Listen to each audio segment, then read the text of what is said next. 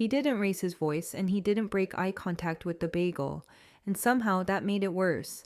Because when a man can tell his wife to take the guest room, or move out while smoothing cream cheese to the edge like it is a matter of precision rather than a rupture, you understand that the quiet is the weapon, and the room learns it too. The light flattening on the marble as if it has the good manners to dim itself for the end of a marriage that has been cancelled without a meeting.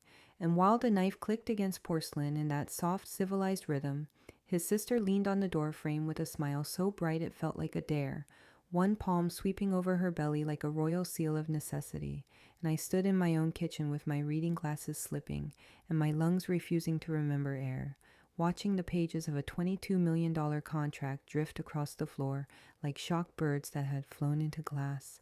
I said, "Excuse me the way a Midwestern daughter says it when she knows she is not excused," and the words surprised me by arriving steady, because inside everything had gone hollow, and my ribs sounded like an echo chamber when I breathed. And still he did not look up, just spoke in that measured tone men use when they want the tone to do the thinking for them, explaining that family needs come first, that the master suite has the only bathroom that works for morning sickness, that Gabriella and Leonardo require stability, as if stability were not the thing I had quarried from stone with my own two hands, as if the deed on this penthouse were a group project he had just remembered to contribute to at the last possible moment. There is a peculiar humiliation in being inventoried out of your own life, and I watched it happen in real time while Leonardo ghosted in with 2 suitcases and a phone app and the kind of linen shirt men buy when they want to be seen as creative rather than employed, nodding to me with the polite distance reserved for hotel staff who have learned how to vanish from photographs. Gabriella drifted to the windows, marking where the sun pooled in the mornings so that a playpen could be bathed in it. And when she grazed the curve of my Italian espresso machine with those proprietary fingertips, the room tilted, because it dawned on me that what they wanted was not a compromise, but a transfer of sovereignty, and the signature they needed was my silence. I set my Hermes cup down very carefully so that it made a clean little sound, the sound of a decision beginning to harden, and I thought about the 15 years of 16-hour days I had stitched into this view of Central Park, about the 12 salaries that went out every other Friday because I had taught myself to make sure they did, about the tissue-thin Forbes page where my name had looked glossy and flat and truer than anything he said to me now, and I said, "This is my home," with a voice that did not tremble, even though my bones did, and he finally met my eyes with the cool triumph of a man convinced he is holding the winning hand and told me that marriage makes it our home and that family needs come first, and in that sentence the floor finished tilting and everything slid into place. I could have asked why Preston and Associates had passed him over for partner again, but I already knew the way those nights went, the wives asking about my business before his projects, the way he held a whiskey like it could warm the space where his pride had gone to freeze.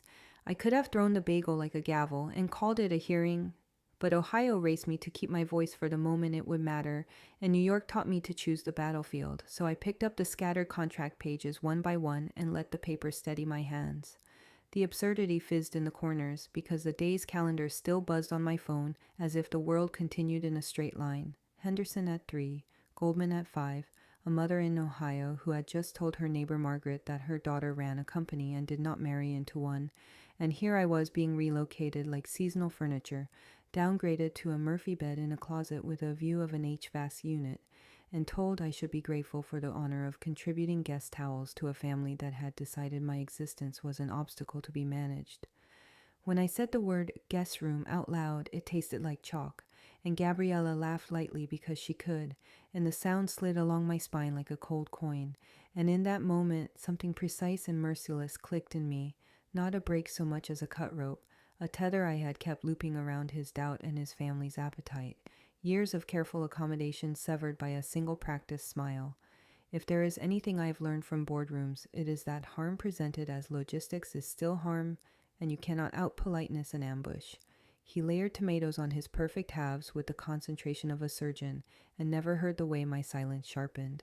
And I realized I was measuring too, not counter space or crib placement, but timing, leverage, optics, the choreography of a pivot pulled off in plain sight, the geometry of an exit that looks like surrender, and turns out to be a signature strike.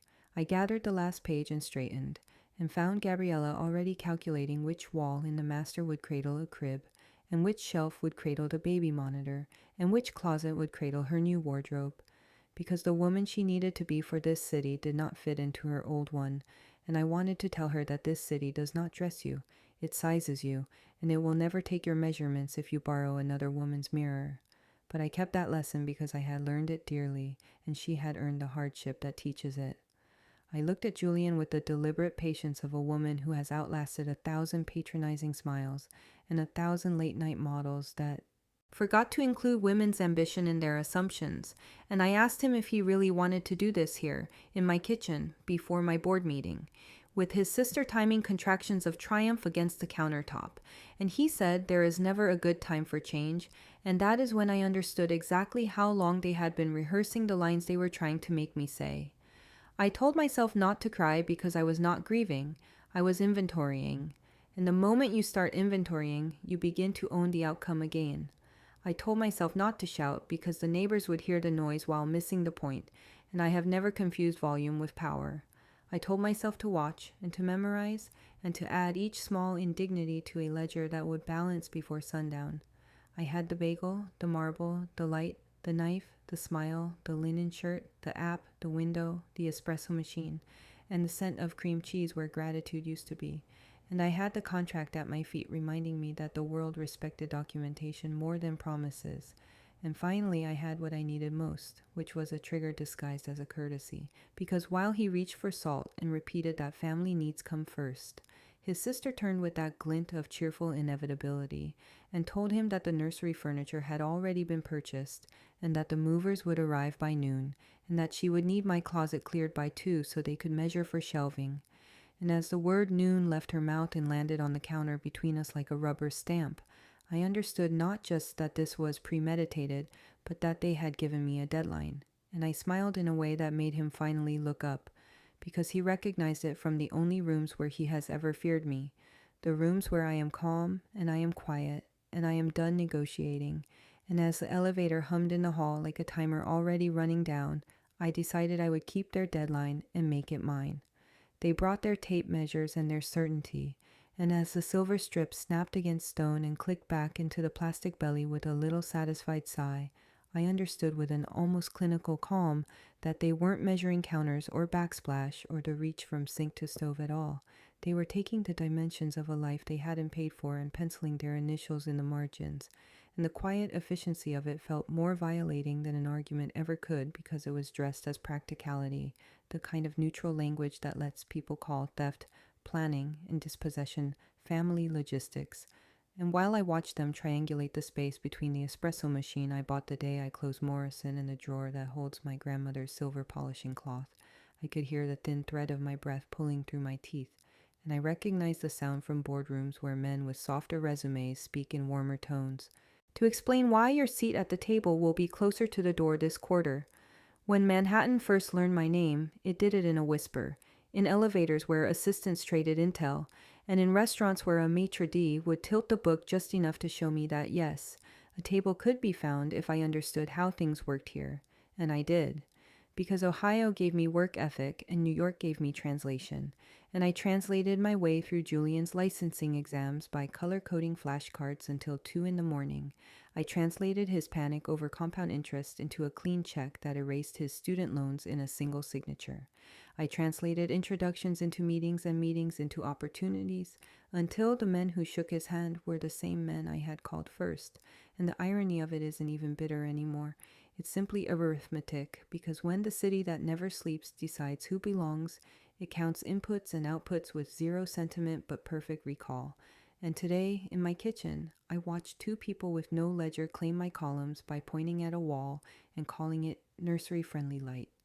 There is a way people say temporary that reveals the permanence they are engineering, and I heard it in his voice when he told me the guest room was a stopgap, that it made sense for everyone, that I would barely feel the inconvenience because I work so much, and if the placement of those words felt familiar, it's because they were the same words I had been offered in 100 smaller cuts over 7 years, the words that make a calendar where my meetings matter until they collide with his comfort, The language that suggests a woman's square footage should flex like a rubber band around other people's priorities until it snaps back without leaving a mark, as if space and dignity and access to the bathroom with the quiet fan are all negotiable if you frame the ask with a smile and a claim of need.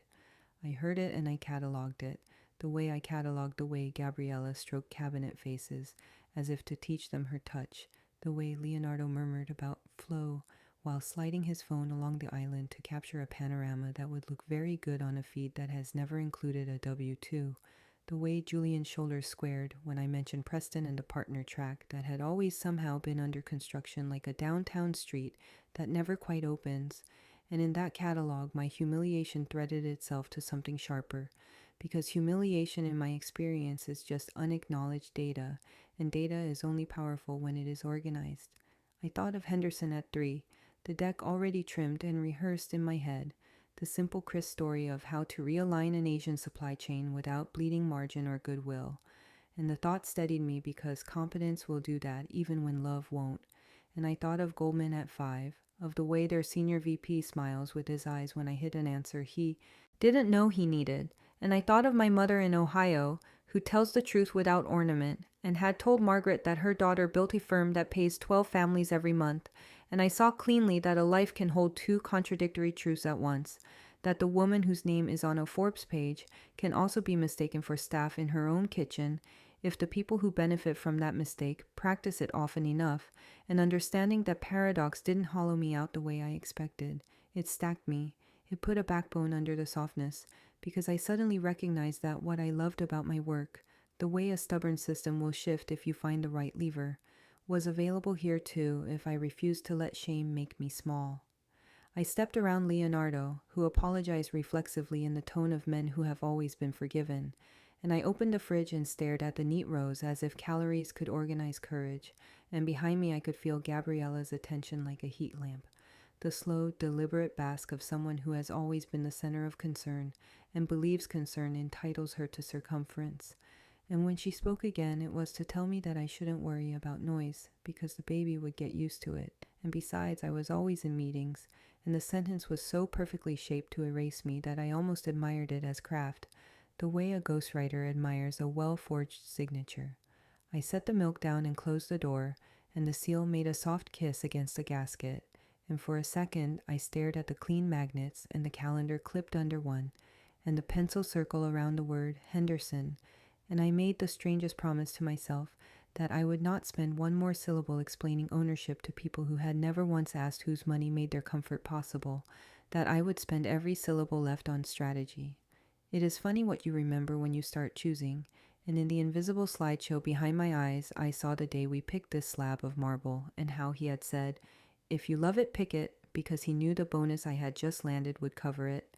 I saw the night the power went out during a thunderstorm, and we ate cold strawberries by flashlight and made plans for a version of us that somehow did not include this morning. I saw the last time he introduced me as the brains, in that joking way that is meant to be a compliment until you hear it enough times to detect the grit underneath. And I saw my own face in the oven door, and I did not look small. I looked tired and tall and done. And when I turned back, they were both still measuring and nodding and deciding, and that is when I understood that the next move had to look like compliance, or they would scent the danger too soon. So I put my palm on the edge of the island, where I have signed term sheets and birthday cards with equal ceremony, and I let my voice drop down into the middle register I use when a team has to. Hear it the first time, and I said that if we were doing this, I needed to see the guest room to know what I was working with, and the transformation that rippled across their faces was almost beautiful because it was relief and triumph braided together, a quick flare of white teeth and exhaled breath and a hum of shared glance. The choreography of people who believe the problem has accepted its new container, and they smiled, all three of them, as if I had stepped precisely onto my mark, as if exile were a favor I was grateful to receive. And I smile back with a kind of pleasant, uncomplicated expression that has closed more hostile deals than any threat I have ever made. And as Gabriella pivoted toward the hallway with her hand already gesturing like a tour guide, I followed, thinking not of the Murphy bed or the HVAC view or the beige carpet that would smell like the 80s, but of the hard click of a rope parting, of the way a cut tether does not announce itself so much as reveal all the ways it had been holding weight you no longer intend to carry. The smell met me before the door fully opened, that specific stale mix of dust, old paint, and the kind of carpet cleaner that only ever masks and never actually cleans. And the room itself was smaller than I remember from the last time we shoved holiday ornaments and out-of-season coats into it. A tight rectangle dominated by a Murphy bed, whose hinges complained as if they were being asked to perform beyond their intended lifespan. A single thin window framing the beige flank of the building's HVAC system. A landscape of pipes and vents exhaling their metallic breath like a tired animal. I stood in the doorway with my palm against the chipped jamb and thought that if a room can be designed to discipline you, this was that design, and I felt the sting of humiliation settle on my skin, the way fine dust settles on a lampshade, visible only when you turn the light just so. Behind me, Leonardo let out a pleased hum that belonged in a spa brochure and not in this little box with its deflated air and its oppressive quiet. He said something about how the minimal footprint would support a deeper meditation practice, how the lack of visual clutter would promote focus, and I wondered, not for the first time, how a person can talk so confidently about focus while producing nothing but word clouds. And then Julian slid in with his mouth arranged into that managerial neutrality he practices when he wants to appear reasonable, explaining that the hall bathroom would be mine to share with guests when we have them, which is a phrase that performs two jobs at once because it assigns me a chore and excludes me from the we in the same breath. And Gabriella, bright as a tangerine and twice as acidic, chirped that the basement storage held an authentic wardrobe that could be brought up for my clothes, as if proximity to dust could be rebranded as vintage. If you had asked me 20 minutes earlier which version of myself would show up in this hallway, I would have bet on the one who argues case law and property rights and basic decency until the blood rushes to her face and she loses the thing she came to protect. Instead, I felt something inside me perform a clean, almost elegant severance, not the kind of break that leaves jagged edges, but a deliberate cut of a rope that had tethered me to other people's comfort. A quiet internal snip that released the weight I had been dragging for years without naming it. In the absence of that weight, my posture changed, my breathing slowed, and a surprising calm moved through me, the kind of calm I recognize from the seconds before a pitch begins, when the slides are set and the plan is tight and my only job is to deliver without blinking. They kept talking over each other with the unchecked enthusiasm of people assembling a dream on someone else's dime, mapping cribs to corners and hampers to nooks, their voices drifting down the hallway toward the master closet where my dresses hung in color order and my shoes made soft little crescents of leather. And over their inventory, I could hear the crisp buzz of my phone in my pocket, a message from my assistant about the revised Henderson deck, another from Goldman confirming the room change for 5 o'clock, and then my mother's name lighting the screen with a simple, "How's your morning going?" And there is nothing that punctures a coup quite like the normal world continuing as if gravity hasn't shifted. So I pressed the phone flat to my thigh and let those outside rhythms anchor me while the domestic performance swelled in a key that no longer moved me. I walked the perimeter of the room with the deliberate pace of an auditor, not because I planned to use it for more than a staging area, but because I needed to see what they expected me to accept, running my fingers along the edge of the Murphy bed, as if the steel could telegraph anything useful, kneeling to lift the corner of the carpet where it frayed near the baseboard, and found the faint original paint line beneath, the ghost of a brighter color from decades ago, and the discovery made me laugh, not out loud, but in that private way that signals the arrival of perspective, because the truth is every room tells on the people who think they own it, and this one confessed that it had been designed to disappear, the kind of space you apologize for when guests ask where to put their coats. And I realized with a sudden heat in my cheeks that they had invited me to disappear with it. I straightened and the window rattled faintly when a gust from the vents outside pressed against it, the glass admitting a thin ribbon of city noise that sounded like a recording of traffic played at low volume in a waiting room, and I made a choice as clean and unceremonious as the snap I had felt earlier, that I would not give them the scene they had rehearsed for, that I would not call my mother with a voice that would break her heart, that I would not throw their measured euphemisms back at them like plates, that I would not, in short, make the emotional move, because emotion is what they had budgeted for, and I have never allowed other people to do my budgeting. Instead, I would do what I do better than anyone I know, which is to gather intelligence, to build a sequence, to line up the pins in the exact order required so that when I push the first one with a fingertip, the others fall on schedule without the need for shouting. I kept my face pleasant and my tone mild when I asked about the wardrobe pickup time and the bathroom schedule, and whether anyone would object to my taking calls in the guest room until the nursery team arrived, and each harmless question did two things at once.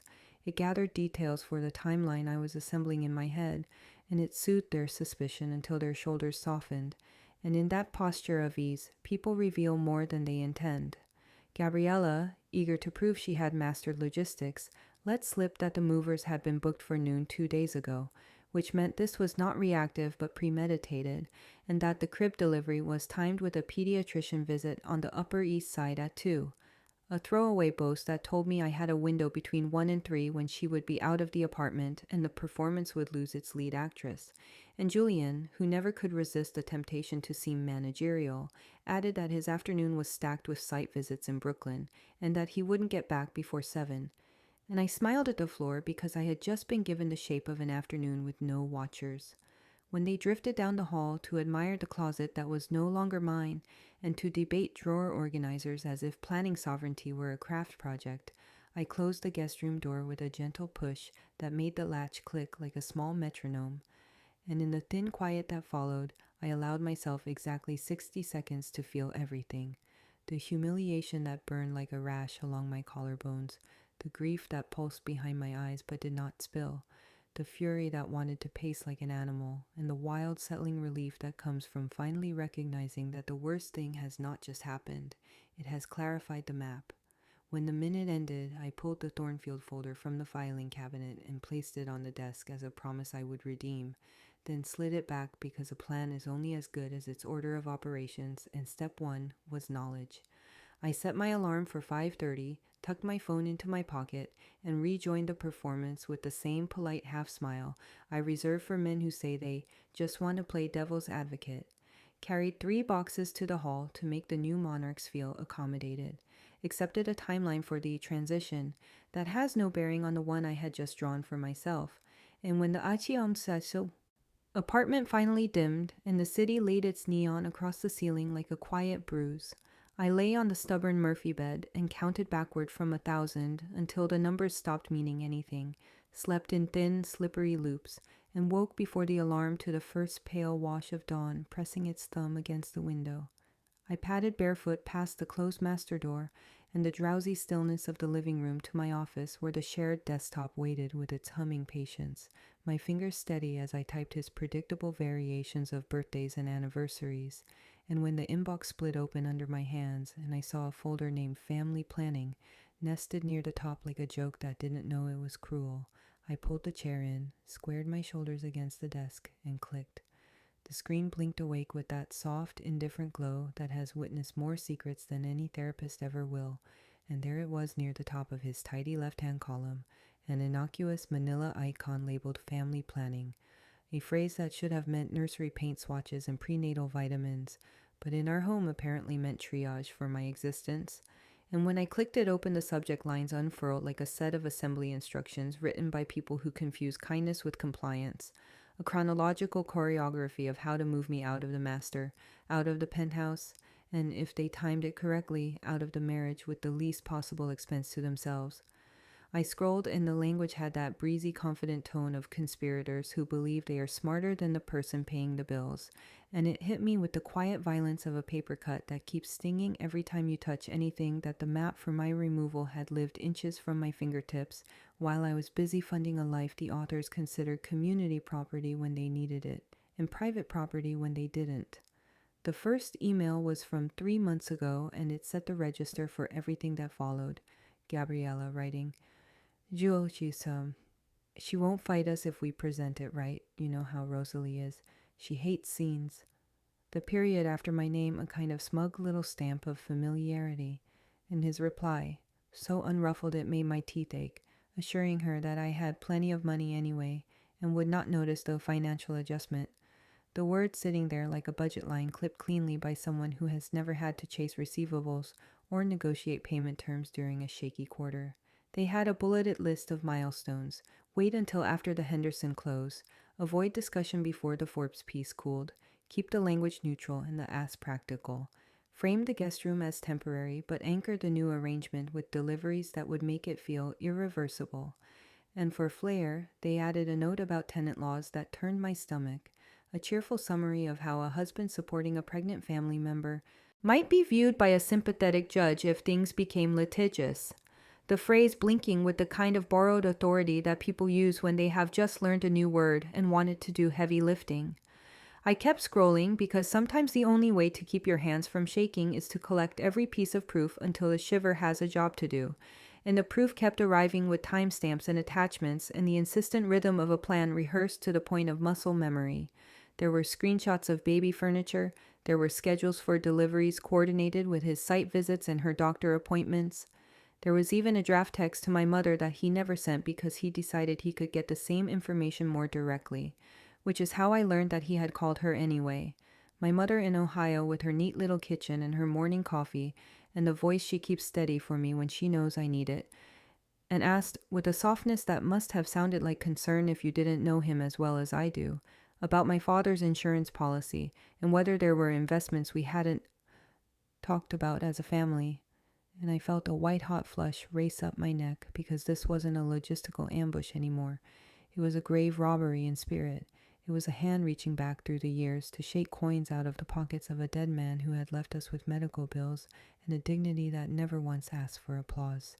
I put the phone to my ear and called her before I could decide not to, because I needed to stitch the wound before the pain made me clumsy, and when she answered with that little lift at the end of Rosalie, I did the most un-Ohio thing I have ever done and lied to my mother, smoothing my voice like a tablecloth over a messy table and saying that he had been confused about some planning, that everything was fine, that I was late for a meeting, and I heard the pause on the line where she placed her trust in me like a fragile dish and said she understood. And I hung up and stood very still in the quiet blue of the office and promised myself that if there were penance for that lie, it would be paid in the currency he respected, which was not apology but consequence. Back at the screen, the cadence of the email shifted from speculative to operational, and the subject line that took the air from the room arrived with the bland menace of corporate project language. Phase 2 opened to reveal a neat little paragraph about how once my belongings were comfortably integrated in the guest room, my frequent travel could be framed as temporary relocation behaviors, and if I chose extended absence for work or stress reasons, there would be documentation to support the narrative that I had effectively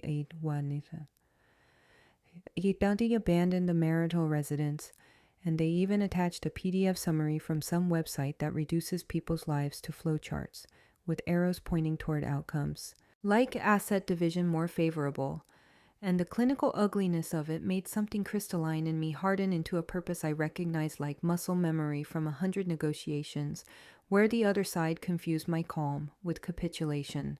Rage arrived not as a flame, but as clarity, a bright white beam that cut through the last fog of disbelief and lit the exact dimensions of the room I had to work within. And in that light, I saw that this was never about a queen mattress or a walk-in closet or the placement of a crib under the best patch of morning sun.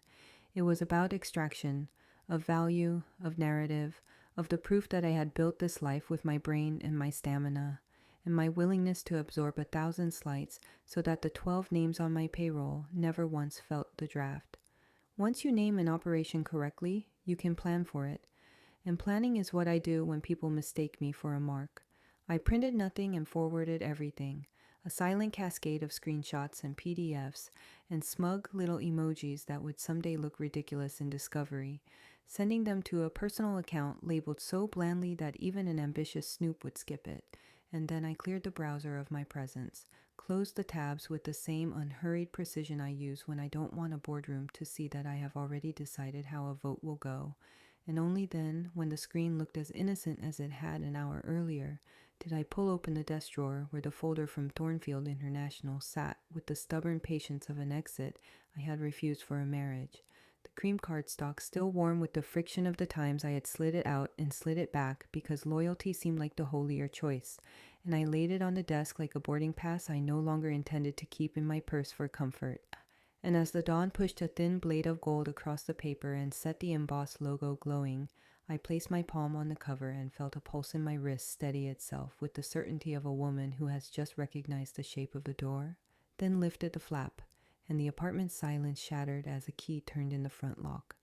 The offer that had lived for months as a glossy temptation on my desk, $200,000 wired on signature, a key to a high-floor apartment above Marina Bay, a driver who knew every back road between meetings I didn't yet know I'd own, shifted in a single heartbeat from fantasy to architecture, not because Singapore suddenly looked shinier, but because New York had dimmed by design, and when I heard the key turn in my front door, I closed the Thornfield folder with the steady precision of someone wrapping a scalpel, walked past the master suite where laughter sounded like a commercial for someone else's life, and slipped out with my laptop bag and a smile that could have sold the lie of an early client emergency to anyone who wanted to believe it. I had learned long ago that survival in this city is never about volume. It is about evidence, and I was done negotiating feelings inside rooms where evidence would always lose. So I went to the only sanctuary that still answered to my name, a coffee shop 20 blocks south where the barista knew I liked my espresso, like I liked my contracts, dark and unsentimental, and I turned a tiny marble table into a war room that no one but me understood was already in the final phase. I opened the cloud archives as if I were clicking the light on over an operating table and began the work that calms me when shock wants to splinter into a dozen directions, pulling invoices until the screen became a ledger of my life, rendered in dates and vendor names and transaction IDs, the kind of relentless verifiability that cannot be argued with by a smile or a tantrum or a claim of family need. The Italian sectional ordered the week I landed Morrison, the Danish sideboard that Gabriella petted as if petting were provenance, the art from the Chelsea show where the painter cried when I paid asking without negotiation because genius should not be haggled, the German appliances, the Norwegian marble, the smart home system that baffled Julian because command lines and cause and effect have never been his favored grammar, all of it logged and tagged with payment confirmations from accounts with my name and my signature and my taxes attached. I built a color-coded take-and-leave matrix that would make a logistics officer proud, not because I wanted to hurt them, but because the clean line between possession and entitlement had been smudged until we were all choking on the dust. The call came from Patricia at Thornfield, while the last receipt for the water filtration system slid into its folder, and her voice had that clear, unhurried intelligence I prize in people who manage complicated lives for complicated men. And she laid out the timeline as if reciting choreography I had already learned in a different city. Contract ready at close of business, relocation team on 48-hour standby, apartment vacant and stocked, immigration counsel briefed, signing bonus released within 90 minutes of digital execution. And she asked if I had any concerns that would prevent a green light. I stared at my screen where my Word documents glowed with the quiet authority of proof and said no, not a tremor of theatrics in my tone, because I refuse to perform in moments where performance is an attempt to negotiate my own seriousness, and she said she would email within the hour, and I told her I would sign before lunch, and when I hung up, I did not cry, I did not gape at the ceiling, I did not take a selfie to memorialize the pivot. I ordered a glass of water, opened the draft one more time, signed it with the same hand that had written checks that funded his ambitions, and felt my pulse even out the way it does when a long-haul plane leaves the turbulence and the seatbelt sign blinks off. The next door I opened was Rebecca Chin's, the air in her office smelling faintly of leather and paper, and the kind of wealth that has learned to whisper because it no longer needs to shout. And I put my file on her desk, and her eyes scanned the top page, and she smiled a blade-thin smile at the letterhead, then turned to the lease that had once seemed like a courtesy to him, and had become, overnight, a fortress for me. She traced the clause with a lacquered nail and read it aloud for my benefit, even though I know how to read a sentence when it decides a life. Sole lessee Rosalie Whitmore. Addendum confirming risk segregation at husband's request, an irony so perfect it felt scripted by a morally satisfied God. And she told me 2 paths with the same clinical calm I had been cultivating all morning: terminate on 60 days' notice and vacate on my schedule, or transfer subject to his qualification, which, based on his income and credit exposure, would not clear without a cosigner who did not exist. She printed copies I would need, set up a calendar for notices and filings, told me exactly how to document the move so that anyone attempting to call it abandonment would run directly into a wall of timestamps, signatures, and photographic inventory, and I walked out with a folder that felt less like stationery and more like armor. Banking is never about money to me. It is about control of flow. And at precisely 9 the next morning, I sat across from Thomas at Chase, a man who has seen every shape of marital apocalypse and never once allowed it to interrupt his eyesight on the numbers in front of him. And we treated my joint account like a faucet that had been left running to water someone else's plants, turning it off, drying the counter, and moving on. We reissued cards with new numbers and strange fruit names for fraud alerts. We removed a beneficiary designation that had once felt like a vow and now felt like leaving the door open. We audited autopays and subscriptions and the little luxuries that cling like barnacles to a household until you forget whether you ever wanted them.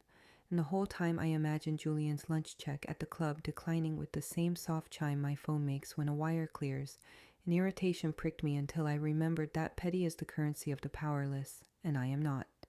Logistics are an expression of love when you have decided to love yourself, and I called Marcus, the ex-military coordinator whose moving company treats domestic disruption with the gravity of a deployment, and he came to meet me at a storage facility where all good Manhattan plans go to prove themselves, and we walked aisles that smelled like cardboard and dust and possibility while I showed him the plan like a field map, green dots for take, red for leave, yellow for negotiate if necessary.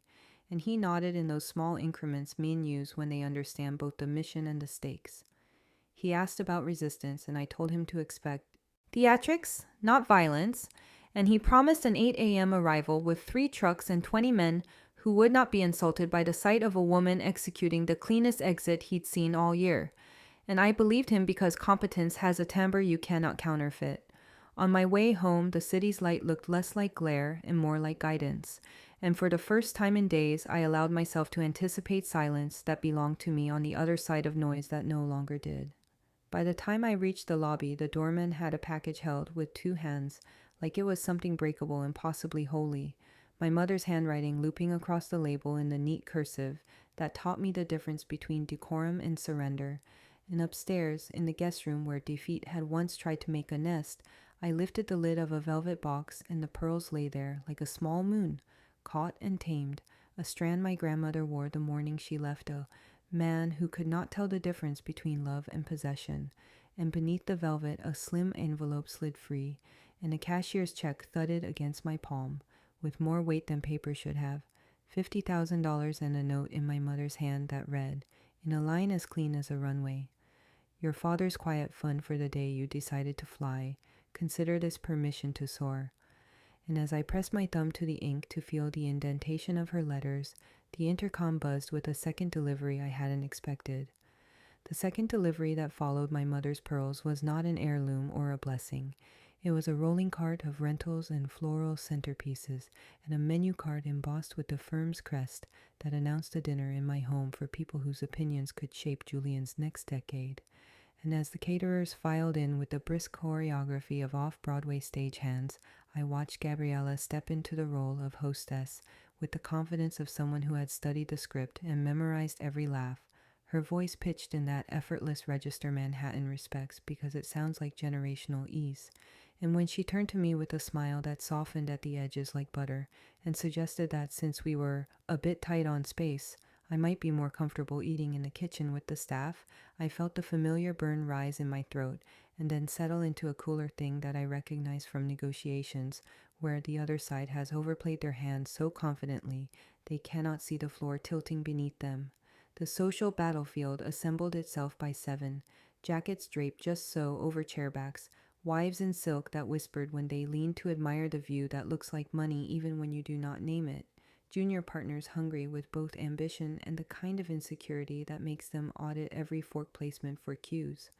And I stood near the threshold long enough to hear the first mistake of the evening bloom and spread, oh. Woman with glossy hair and a diamond the size of an almond resting on the soft place beside her thumb, turning to me with a polite professional squint and asking whether the gluten-free entrees could be plated on smaller dishes. And when I said they could, She nodded in that efficient way people reserve for competent staff who solve small problems without fuss, and she would have walked away satisfied, except I let the pause run just long enough for attention to gather, and then said, in the same low, even tone I used to correct a number on a live slide without embarrassing the analyst, that I was happy to adjust plates as the owner of the plates, and the apartment and the LLC, whose quarterly taxes funded the footprint beneath her shoes. And the hush that followed was not silence so much as recalibration, all those appetites pivoting like sunflowers find a new sun. I do not love humiliations that travel in public, but there are moments when clarity requires a little theater, and when Mrs. Preston, whose reading of any room is quick enough to qualify as a superpower, and whose influence over the firm is the kind that never needs to be written down, lifted her glass and appraised me with an expression that swung neatly between curiosity and respect. She said, "How generous of you in the sing-song Manhattan uses when it notes a scandal without stepping in it."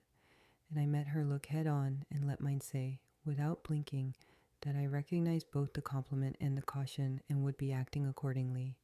Around us the flattery ramped back up, guests cooing at Gabriella's taste as if taste could be grafted to a floor plan by proximity. Leonardo discoursing on energetics and the flow of a room in terms that made decorators half a mile away shudder without knowing why. And Julian, freed for one evening from his familiar crouch of uncertainty, moved through the crowd with an approximation of command that would have been almost charming if it weren't wearing my furniture. The kitchen, to which I retreated ostensibly to check on the amuse-bouches, offered relief in the form of heat and competence, and the efficient language of people who are paid for outcomes rather than optics. And the head chef nodded at me with a respect that had nothing to do with money and everything to do with the fact that I stayed out of his way and knew when to ask a question and when to ask for a glass of cold water and get out. And it was there against the stainless steel counter that Leonardo found me later with the flushed cheeks and loose tongue of a man who has mistaken open bars for open seasons, leaning his hip against my refrigerator as if it were his, and telling me, with the conspiratorial intimacy alcohol lends to the foolish, that I was lucky Julian had insisted on keeping me a few more weeks because they needed my rent through the next bonus cycle. And then, with a little flick of his wrist, like he was flicking lint from a suit he does not own, that after the bonus I could go. It is possible to watch a man announce the end of his usefulness in real time, and I did. And instead of correcting him or hurling a wineglass or delivering a speech that would have rattled the copper pots, I tucked that confession into the war ledger with the same neatness I had applied to receipts, because drunken truth is still truth, and sometimes it's cleaner. And then I asked him whether he preferred the steak medium or medium rare, and left him suspended in a silence he did not understand, because he had never heard a woman not perform her outrage for his benefit. When I stepped back into the living room, the mood had swung up another degree, my Danish sideboard pressed into service as a buffet for compliments and shrimp, the Waterford glasses catching the light like small spotlights, and Gabriella floating among them with the glow that comes both from pregnancy and from borrowed wattage. And for a moment I considered walking a tray around the room under my own name, just to watch the algebra of their faces as they solved for it. Mrs. Preston materialized at my elbow exactly the way good counsel does, without fanfare, and with a single observation that lands like a verdict, reminding me in a low voice that she had known my father, and that he would not have tolerated this, and I tucked that sentence into the place where daughters keep the sentences that fortify them in rooms designed to make them doubt their measurements. And then the evening, which had been humming along in the key of entitlement, found its crescendo in a pearl-clutching performance that would have been comic if it weren't such a useful curtain, Gabriella pressing her hand to her stomach and gasping on a beat that was almost theatrical, eyes widened just enough to command the polite panic of a well-bred crowd, Julian calling for a car with the urgency of a man who wants to move a story to an offstage location, and the guests scattering with those murmured promises to text and that practiced sympathy that lets everyone leave before responsibility can stick to their shoes. They swept out in a flurry of coats and concern, leaving behind the smell of butter and expensive perfume, and the mess that always tells the truth after the actors go home. And I spent the next hour and a half putting my house back into the kind of order that allows a woman to breathe, stacking plates, bundling linens, wiping down the curve of the table where laughter had pretended to live, while Leonardo snored on my sectional with the open mouth and flung arm of an untroubled child who has never worried a bill.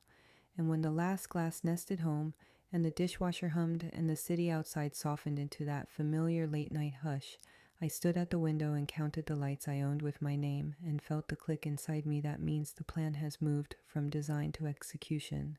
Sleep arrived the way it does when adrenaline has finally burned out, thin and stubborn, and when my phone lit my face in the dark, I thought at first that it was the alarm for the movers until my eyes cleared, and the timestamp sharpened to 2:47 a.m., and Sarah's name sat at the top with a cascade of images underneath, screenshots from Gabriella's private account where dates and captions told a story months older than tonight's performance, photos of my view posted as hers with lines about the nursery and our new home, a crib mood board uploaded weeks before the first conversation I was invited to, and a shrugging grateful caption 3 months back about how everything is falling into place. And as I scrolled, the last vestige of doubt dissolved like sugar in heat, because premeditation is a luxury people post when they believe no one is watching, and now I was. And the next notification slid onto the screen from a number I did not recognize, a text that would make the morning far more interesting than they had planned. Robert saw them first, the long column of men in black shirts and soft-soled boots moving with the quiet certainty of people who know both the scope of their task and the time they have to do it.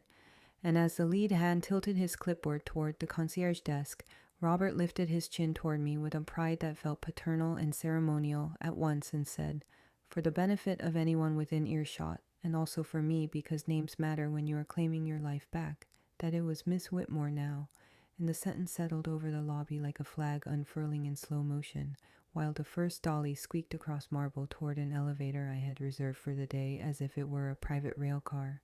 8 a.m. arrived on the dot, the way competence does when you pay for it without blinking, and Marcus, who wore his ex-military posture like a guarantee, and his stopwatch like jewelry, took the floor plan from my hand and traced the route with a finger, as if we were approaching a target from 2 streets over, nodding to his crew captain while I clipped a lanyard with color swatches around my neck and felt the peculiar calm that comes from seeing your interior map become an exterior operation.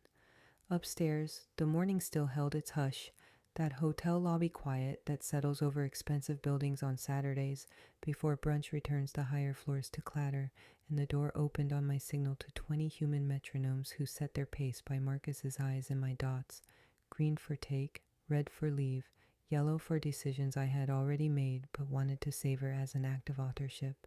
The tumor removal metaphor blossomed unbidden as the first strap slid around the Italian sectional Gabriella had draped her pregnancy glow over, because even love can become a growth when it feeds on you, and every piece that moved toward the hall felt like a precise excision that would let the body breathe again.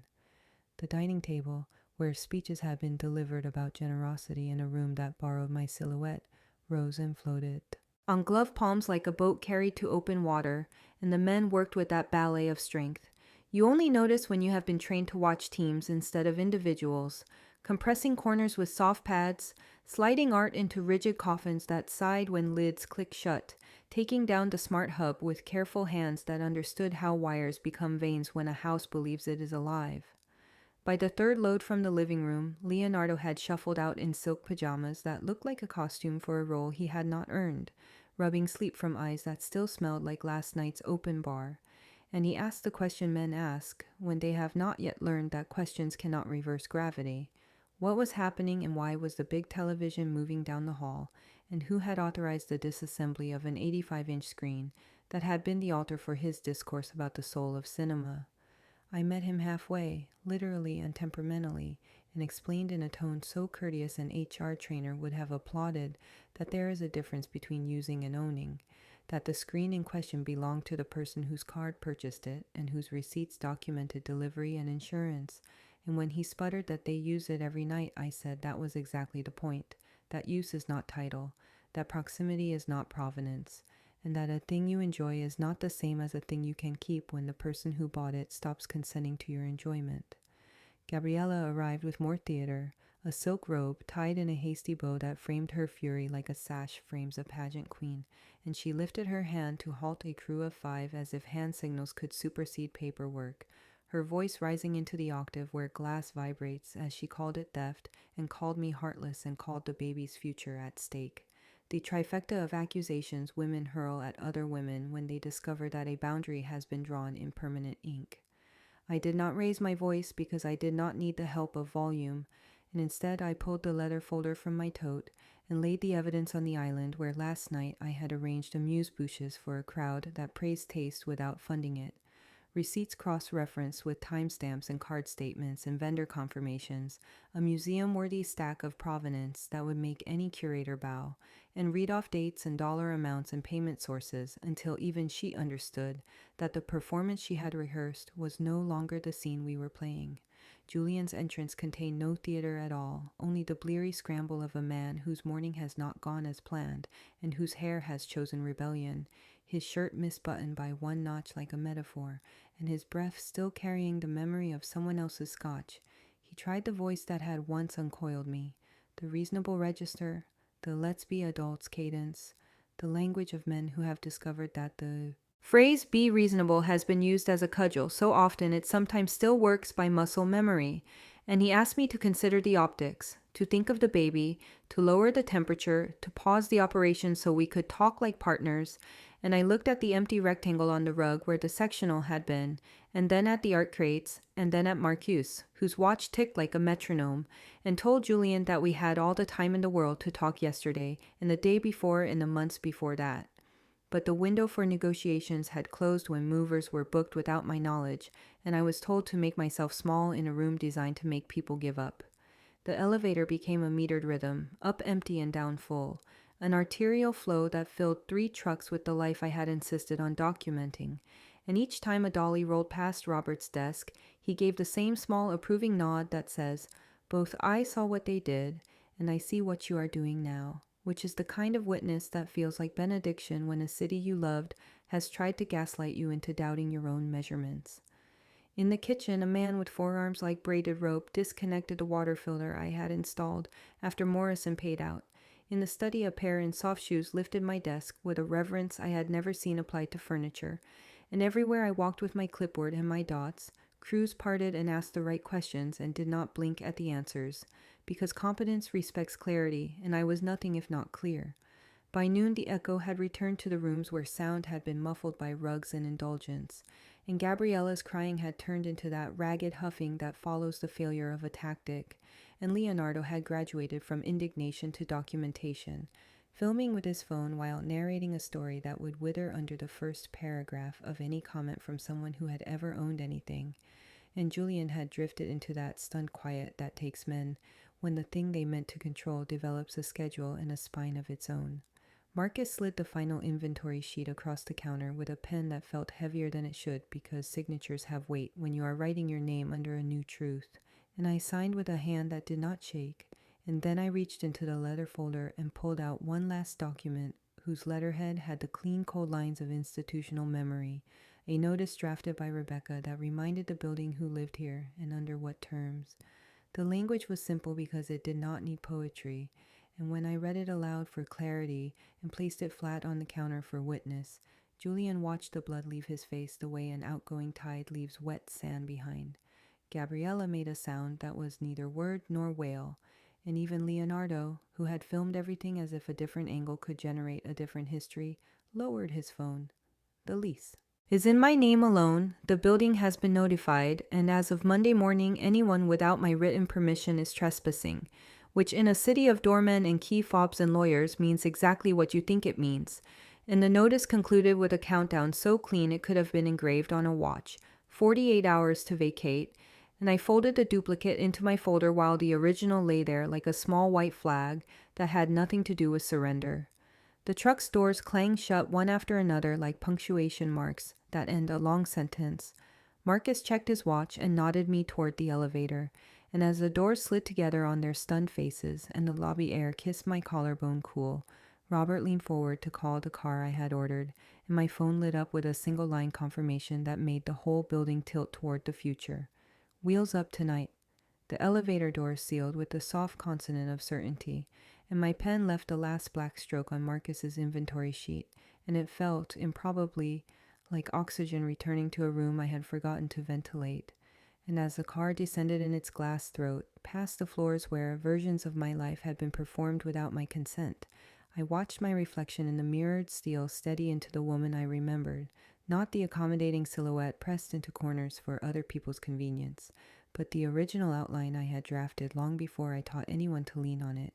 And when the doors opened to the lobby's cooler air, I stepped out not like someone fleeing a fire, but like someone who had just finished it on schedule, which is its own kind of salvation in a city that keeps time the way a banker keeps score.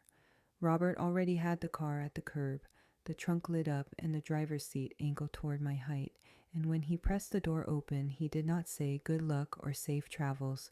He simply tipped 2 fingers to the brim of that invisible cap, good doorman wear, and said, "We will miss your steadiness, Miss Whitmore." And the words went into my bones like protein, because steadiness has always been my superpower, even when charm tried to talk over it. The drive to JFK unspooled like a film I had once watched of someone else's escape, only there was no running, only the even thrum of an engine and the way morning light knits itself along the FDR when the water is feeling generous, and while Manhattan slid away in a sequence of bridges and signage and trucks with names of other people's fortunes painted on their flanks, my phone built a tower of red dots along the edge of the screen, a skyline of insistence that had nothing to do with architecture and everything to do with sudden scarcity in a household that had confused access with ownership. I did not answer because I had decided that silence was no longer retreat but a strategy, and strategy, when you strip it of theatrics, is just the discipline of not giving your opponent the mistake they came for. At the terminal, the ticket agent recognized the name Thornfield and raised one eyebrow the way professionals do when they have learned to respect silence as a form of currency. And in the lounge, a glass of champagne appeared at my elbow like a punctuation mark that told the sentence it could finally stop trying to explain itself to people who were not reading in good faith. Only then, with the door to the small private room soft closing and the ice clinking against its own future, did I press play on the voicemails, a symphony in 4 movements conducted by a man who had never learned a tempo other than his own, the opening bars in that familiar register of authority that thinks tone can substitute for fact. "Rosalie, this is getting out of hand. Call me immediately so we can put a stop to these theatrics. We need to be reasonable about this." And then the modulation into pleading, the crackle of genuine panic where certainty had once lived. "Please call me back. We can work this out. The baby needs stability. You can't just leave us with nothing. It's cruel. It's not you." And then a third movement from Eleanor pitched in the key of reputation, the country club soprano of someone who knows exactly how much the right story costs. "Rosalie, there's been a misunderstanding, darling. This has already become a topic, and I'm sure you don't want that. Think of how it looks. Think of the family name. We can smooth this if you'll simply be reasonable." And finally the coda, if you can call it that, from Leonardo, who had distilled his world down to the only system he could operate, a single baffled request for instructions. "The coffee maker isn't responding, and we need the water filtered for the baby.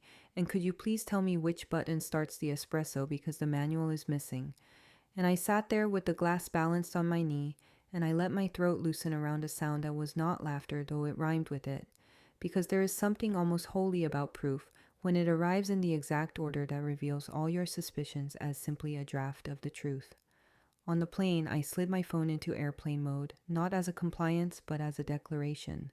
The decision to be unreachable for 14 hours as a demonstration of control over the only lever that had ever mattered, my own attention, and as the cabin buckled its seatbelts and the runway's punctuation marks blurred into a single line, I watched the city drop away through a small oval frame that for once did not make my life feel smaller, because the farther we climbed, the more obvious it became that altitude is not absence, it is perspective, and the clouds were not a wall this time. They were a floor I could walk across without anyone asking me to make my steps quieter. Somewhere over the Pacific, after the meal service trays did their soft ballet and the ambient movie glow turned strangers' faces into warm topographies, I took out the signed contract again and read the words that had transformed from offer into architecture and then into exit. And I let my eyes rest on the clause about housing and the line about the car and the discretionary bonus language that had been negotiated by someone on my side who understood that my value was no longer up for debate. And I fell asleep not because I was finally tired, but because exhaustion had relinquished me. And when I woke, the map on the screen drew a blue arc that looked like a smile over water. Singapore met me the way cities should meet women who have done the work, with clarity, the arrivals hall a clean sentence, the immigration officer brisk and kind, the driver holding my name on a card that had no spouse attached to it, and the apartment key resting in my palm like a permission slip I had finally signed for myself. The first morning the light climbed the glass like it owed me interest, and I made coffee with a machine that listened the first time, and my body, which had been hardened into armor for weeks, softened by degrees I did not notice until the first swallow of quiet tasted like something sweet rather than something medicinal. The team came together on the ninth floor conference room, where the glass made Marina Bay a living backdrop, and the words I spoke were taken down in notebooks without defensiveness or lectures about tone. And if you have never felt your competence land in a room without resistance, you cannot understand the way your shoulders lower of their own accord, the way your breath expands to include a middle. You had been cutting off to fit other people's shapes. Across those first days, I did not answer the calls that turned the screen into a strobe. And in the evenings when the water below the balcony winked like a calm conspirator, I let the unanswered stack of messages sit like a monument to a former life I did not need to visit to verify its reality. And it turns out that calm detachment is a muscle that grows with use, and mine was suddenly strong enough to lift the weight of a story that had been written without me, and carry it to the edge of the balcony and tip it into the bay. The jet lag eased its grip. The clock on my kitchen wall trained itself to a new truth, and the woman in the mirror began to look less like a survivor and more like an author, which had always been the part of me that frightened the people who needed me to be a footnote. On Monday morning, while the first emails of the week blinked open like small courteous birds and the sun laid a thin bracelet of light across the countertop, I finally answered a domestic number because it was time to close a loop only I could close, and Gabriella's voice came through raw, with the kind of exhaustion that does not belong to pregnancy but to the collapse of certainty.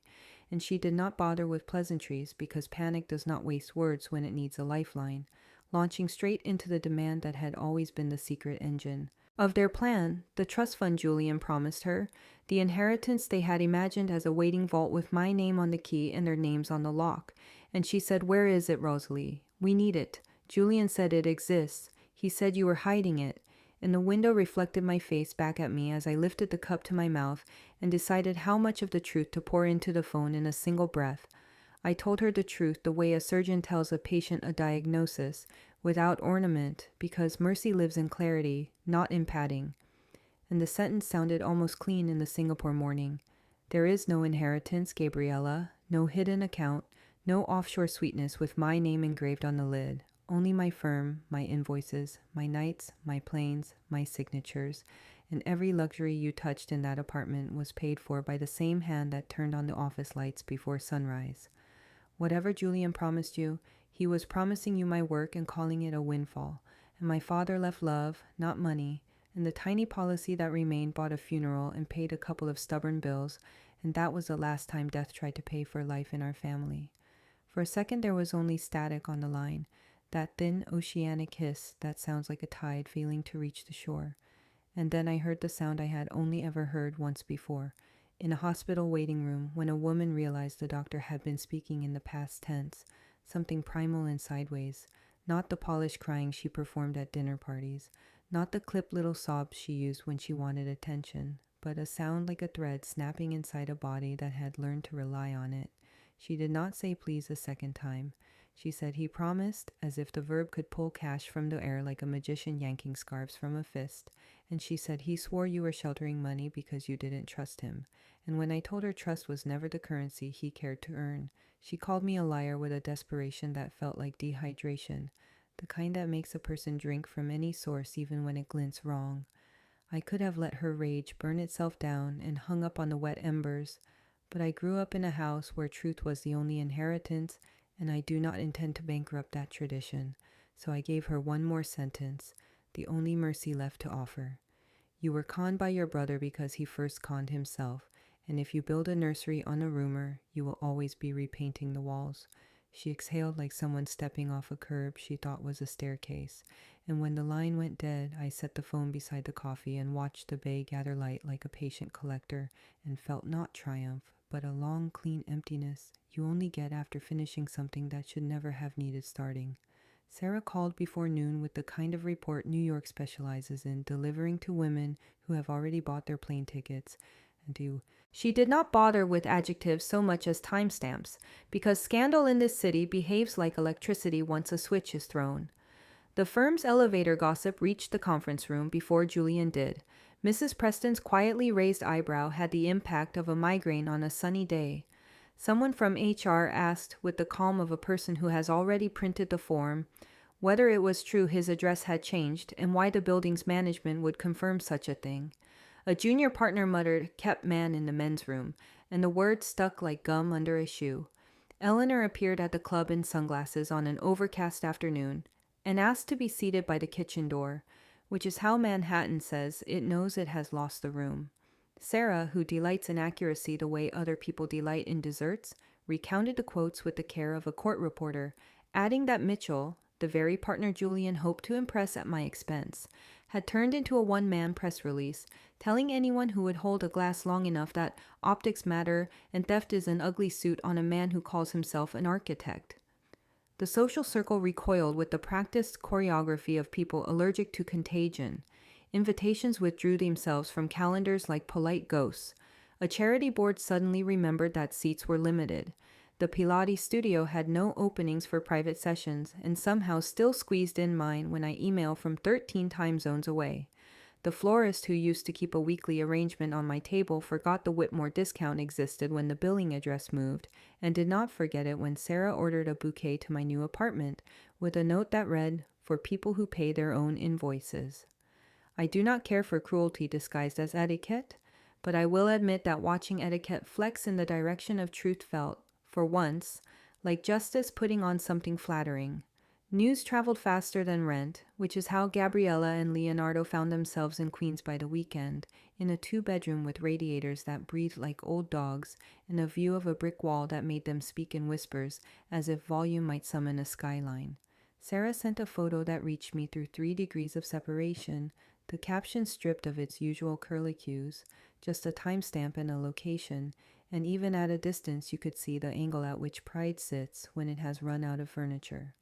Instagram went dark in an afternoon, the grid turning into a memorial to an aesthetic that never paid a bill. Captions deleted as if erasing tone could erase history. Close friends lists shrinking like sweaters in hot water. And Leo's LinkedIn, which had lately been a parade of smoothies and synergy, shed its exclamation points until only the words consulting and available remained, floating like 2 rafts on water that does not care whether anyone climbs in. In Singapore, the air kept its promise. Work folded around me like a well-cut blazer, fitted at the shoulders and easy in the arms, and the team's respect had nothing to do with my last name, only with the way I structure a strategy so that each lever knows its weight and each person knows theirs. Relief arrived not as champagne bubbles, but as the disappearance of an ache so old I had mistaken it for posture. At night, I learned the new geometry of the apartment, counted the beats of the crosswalks below, taught myself which cabinet held the tea without looking, and in the morning I stood on the balcony with the pearls at my throat and realized that sometimes lineage is not money but instruction. If a woman in 1952 can leave and never look back, a woman in 2025 can leave and build something worth looking toward. Sarah's next update was mercifully brief and surgically precise. A restructuring swept Julian out of his role with the kind of language corporations use when they want to sound humane while showing their teeth. A rumor suggested a lateral move to a firm in Jersey that never materialized. Eleanor had been seen at a grocery store, I know for its generics, making the kind of calculations in front of a shelf that used to happen for me at midnight in front of a balance sheet. None of it brought me joy exactly, only the kind of stern relief that comes from seeing the universe confirm your math, the ledger aligning after too many months of fudge. That evening, while the water below the balcony folded and unfolded itself as patiently as a hotel maid, my email blinked with a subject line that had the gall to try for intimacy after all those voicemails had failed at authority. Please read. Important? 6 pages attached, and when I opened the document, because I believe in reading what tries to control me, paragraphs leaned toward me from the screen like men at bars, therapy hours itemized like receipts, nostalgia polished until it gleamed. a suggestion that love remains after anger fades, an invitation to commute across an ocean for counseling, as if mileage could fix a foundation he had jackhammered himself. And I scrolled to the bottom where his name sat like a promise he still expected me to fund. And as my finger hovered over the forward button to Rebecca with the simple line, add to harassment file, a new mail icon stacked right under it from an address I did not recognize, a subject line without theatrics, only my full name and 3 words that pulled the room taut. About your husband. He wanted me to commute 15 hours each way for counseling, as if I could drag a dead marriage through 3 security checkpoints and revive it in a beige office with a box of tissues and parking validation. As if the miles themselves were a love language and not a moat, he hoped I would swim to prove that the drowning earlier had been an overreaction, and the audacity of it would have been funny if it weren't so precisely calibrated to the old version of me, the one who kept showing up because showing up was my gift. The new version, whose passport stamps no longer double as penance, read his 6 pages like a forensic accountant reads a falsified ledger, noting the omissions that mattered more than the confessions. The way he rephrased coercion as miscommunication, the way he skipped the part about phase 2 and abandonment language, the way he described my exit as an emotional break instead of a documented strategy, and when I finished, I did the kindest thing I will ever do for both of us, which is to refuse to participate in a narrative that needs my self-doubt to run. I forwarded the email to Rebecca with a subject line that did not bother pretending diplomacy. Add to harassment file, no reply needed. And the quiet that followed was not empty. It was a room I had finally locked from the inside. Singapore kept giving me the gift New York had rationed. Rooms where competence was not a surprise, only a starting point. My team learned quickly that I am allergic to meetings that could have been memos, but will clear my calendar for anyone who arrives with numbers and nerve. We cut 2 bad vendor relationships in a single afternoon without bruising the local politics. We built a pilot that shifted our distribution curve in a way the dashboard rendered almost indecently beautiful. We hired a woman whose resume had been underestimated by men twice, and then watched her land a solve in 48 hours that the men had scheduled 2 sprints for. And at the end of the week, I came home to an apartment where every object had been chosen by the only committee that will ever get a vote in my personal life again. There is a particular peace in opening your door to a home whose silence is generous, not punitive, in placing your keys in a bowl that isn't a compromise, in making coffee with a machine that obeys the first request without commentary. It is the kind of peace that makes you protective of your boundaries with a ferocity that looks, from the outside, like cold, and from the inside, like oxygen. News from the old life arrived not as a flood, but as a series of small pointed notes that played a tune I recognized. The baby came. Isabella, a name I had once liked and will like again someday, in a context that doesn't feel like PR. And the announcement post was as thin as hospital broth. 1 photo against a wall that was not staged, no florist's cascade, no curated light, only a caption so brief it read like a sigh. Even Sarah, who is immune to sentimentality when the facts are still assembling, sent it with a single period and no commentary, which in our language is the way you acknowledge a life without co-signing the narrative around it. Leonardo's LinkedIn, meanwhile, did that familiar pivot men attempt when employment is a mood and not a metric, sliding consulting into the headline like a bandage over a fracture, the updates trickling down to 3 likes from family members who still believed that a camera can turn hustle into income. And Sarah screenshotted a comment from someone's aunt that read, "Proud of you," which might be the cruelest compliment in American English when it's offered into a vacuum of results.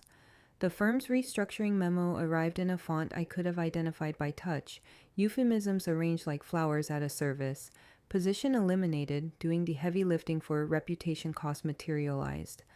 And the internal email did not mention me because corporations know better than to give credit to the woman who simply stopped financing the illusion.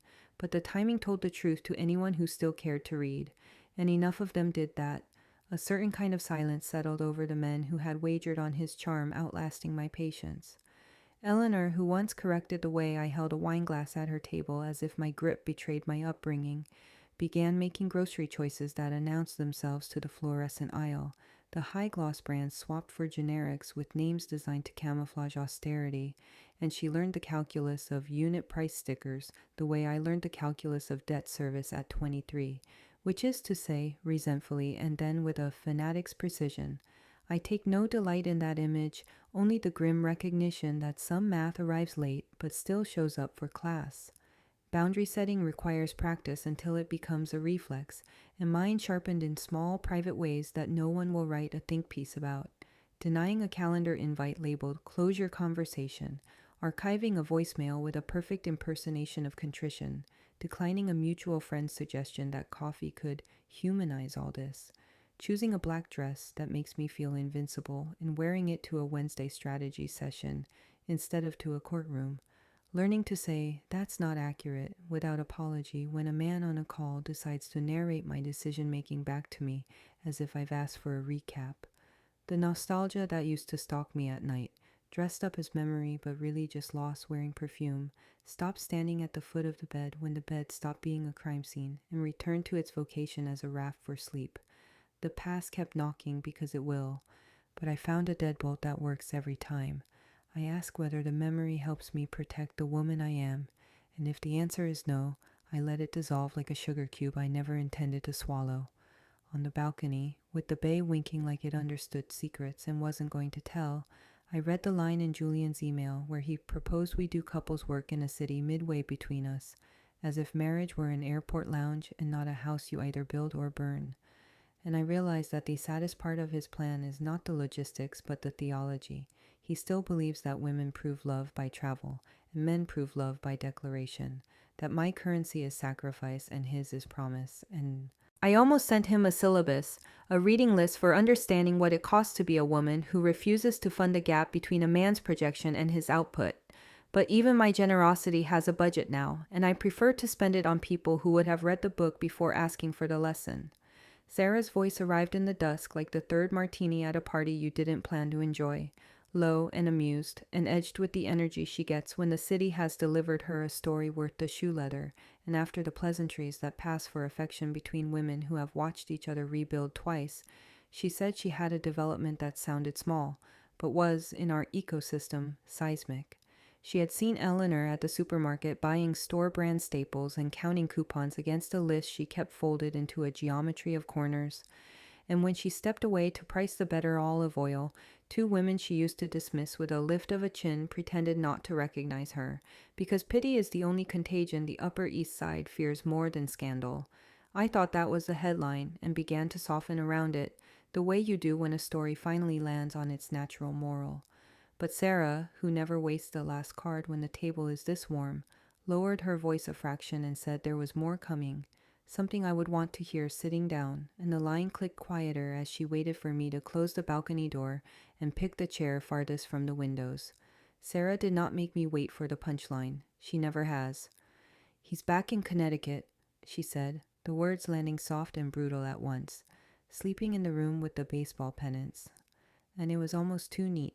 The symmetry of a man who tried to architect me out of my home returning to a bed under trophies for seasons he didn't finish. I could see it when I closed my eyes. The oak dresser with the stuck third drawer, the framed sketch of a bridge he never built, the wallpaper seam that lifts in summer heat. The city that once reflected his swagger had withdrawn its mirrors, and the only reflection left was the boy who wanted applause for plans he hadn't executed. Singapore's evening light leaned through my window like a conspirator, and instead of triumph, I felt a loosening, a cord untied from around my middle, because this was never about winning a contest with him. It was about no longer losing time to someone else's blueprint. The roll call of consequences arrived like a tidy ledger finally balancing. Eleanor, who curated her life with the precision of a museum director, had to learn grocery math, which is the kind that reveals taste as a budget line and not a birthright. She still wore the cashmere but folded coupons over it, and Sarah said the spectacle of that contradiction was making the club's marble floors colder. Gabriella applied for retail. Nordstrom, full-time, the kind of job that will teach her what floor fatigue feels like in good shoes. And I did not gloat, because the vocabulary of the sales floor has more dignity than the vocabulary of entitlement ever will. Leonardo spun and spun, rediscovering adjectives the way toddlers discover stairs, his consulting practice ballooning and collapsing in a single paragraph on LinkedIn, 3 likes under a post about resilience, all from relatives who still believe adjectives can generate rent. Manhattan was not punishing them so much as resuming its habit of ignoring people who mistake borrowed light for their own. Inside me, the weather cleared. Relief is not joy, it is oxygen after smoke. Clarity is not vengeance, it is a map in daylight. I stood at the sink in my kitchen and washed a single cup and thought, without ceremony, I did not destroy them. I merely stopped propping them up. There is a difference between cruelty and boundary, and the city where I live now runs on a current that understands the difference. The workdays steadied into a cadence that felt like music I had written for an instrument I finally deserved. When I spoke, the room listened for the idea, not for the drama. When I delegated, output arrived unruffled. The numbers behaved like numbers, oblivious to gossip. I learned the names of the flowers on my balcony and the exact point in the afternoon when the bay light moves from silver to gunmetal to a soft kind of gold.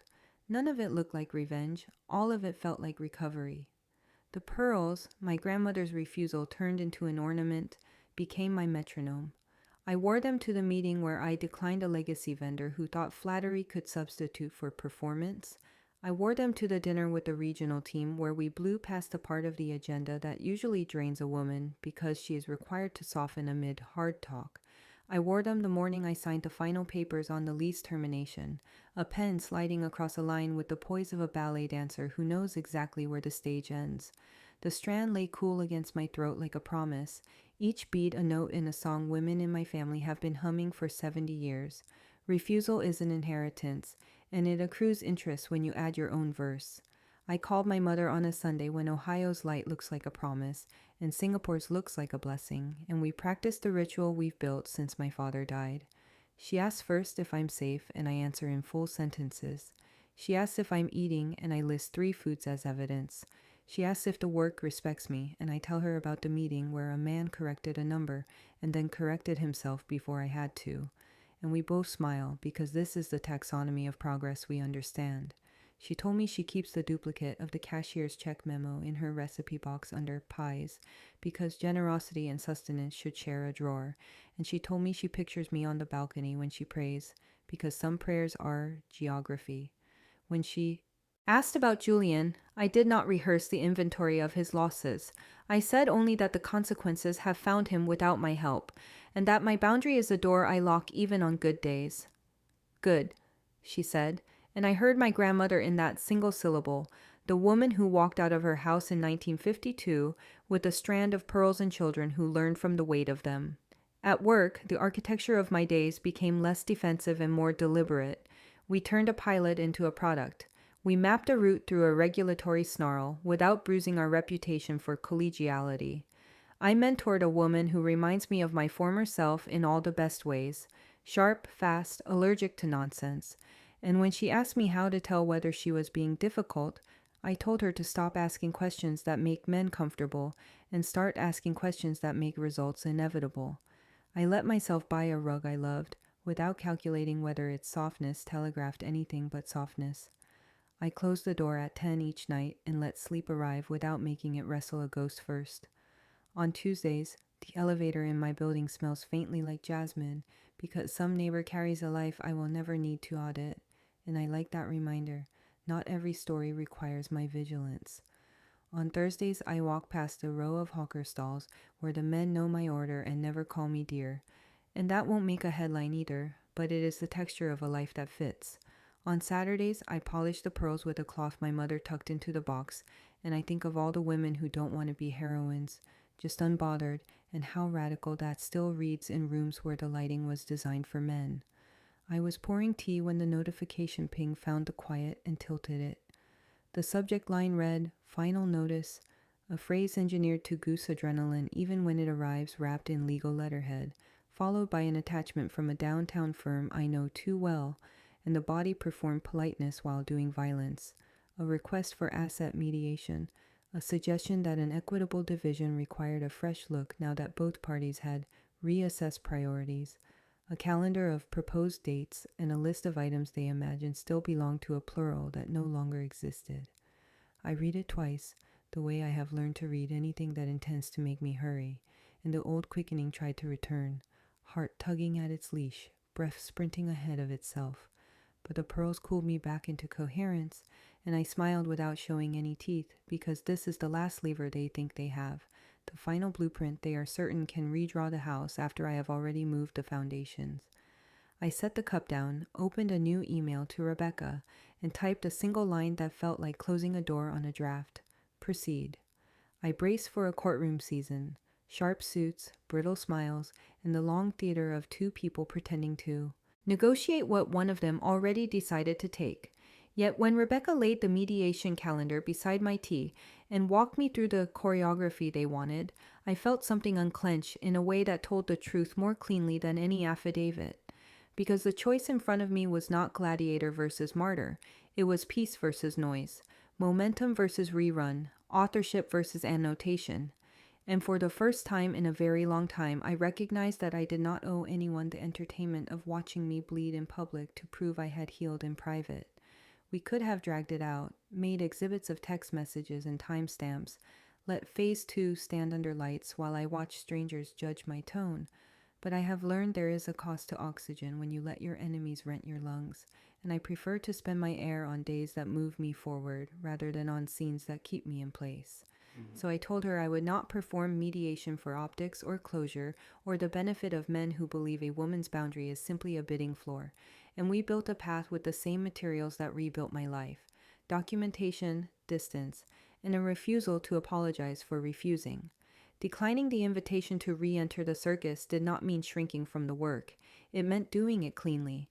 We answered what required answer with signatures that sounded like a door latching. We ignored what demanded emotion like a toddler demanding candy in a grocery aisle. We filed what needed filing while the other side tried out synonyms for reasonable to see if any of them would catch on my conscience. I protected my calendar the way I had protected my cash flow, because momentum is a living thing that dies in captivity, and every hour I did not spend rehearsing my injuries was an hour returned to the enterprise that has never once asked me to become smaller to remain welcome. The past kept knocking with its little bag of bait, labeled just one conversation, or for the record, or think of the baby, yet I had finally learned the quiet theology that saves women who work. The record is work done well. The baby is safer when adults stop lying. The conversation that matters most is the one you have with yourself before you sign anything. In the quiet that follows a good refusal, loops closed almost of their own accord, not with fireworks, but with a stitching sound you only hear when you lean close to the fabric of your days. I could trace the line from bagel to balcony, from that cream cheese ultimatum to the curve of Marina Bay, where I drink my coffee and plan the day for 30 people who rely on my steadiness, and I could feel the geography of my mind expand to fit the view. I could walk the hallway from guest room exile to global office, from a Murphy bed that smelled like neglect to a conference room where the glass reflects me as the person with the marker, not the one waiting to be invited to the board. I could measure the journey from invisibility to authorship, from being mistaken for staff in a kitchen I designed to being the woman whose name anchors the deck, whose brief becomes the benchmark, whose idea becomes the template a dozen other companies will claim as their own in 6 months, which is how I know we did it right.